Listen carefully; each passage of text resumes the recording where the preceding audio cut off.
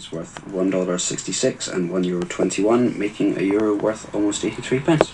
Simon, thanks. Vintage tractor enthusiasts have been celebrating the County Down inventor Harry Ferguson. For the first time, the Friends of Ferguson Heritage has held its annual weekend conference in Northern Ireland at the Le Mans Hotel near Belfast. Paddy O'Flaherty reports. Harry Ferguson's tractors improved life for millions of farmers around the world. The most famous model, the wee grey Fergie, was built in the 40s and 50s in Coventry. Manor Lane in Coventry was the biggest tractor producing firm anywhere in the world. A new tractor came off the line every 2 minutes. George McAleer used to work for Ferguson, and he led the campaign to bring the Heritage Conference to Northern Ireland. Harry lived born only just down the road, 20 minutes away or so. Nobody to this day understands just how great that man was.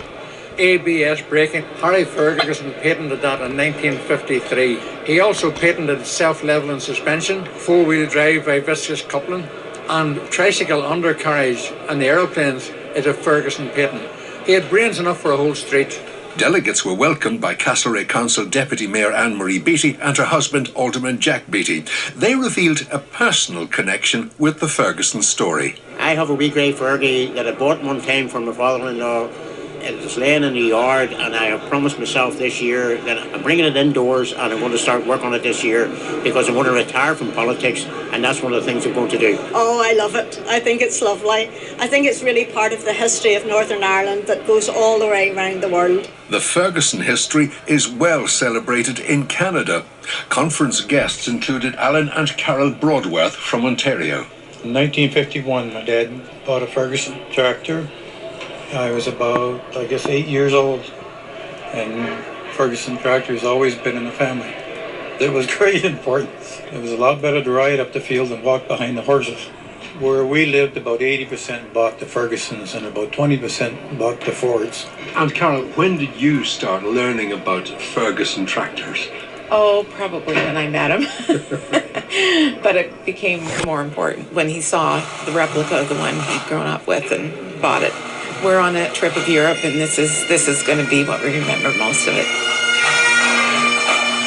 Delegates were entertained by the Harry Ferguson Memorial Pipe Band led by Lexi Burrows. We couldn't have got a better band than called the Harry Ferguson Memorial Pipe Band, so we were very pleased to be asked to do this, so it was only a pleasure to do it. I hope we're back again, but we have to wait till we're asked. The Ferguson Heritage Chairman, Jim Nisbet from Ayr, showed me one Ferguson invention on display at the conference, the famous three-point linkage. This completely changed farming.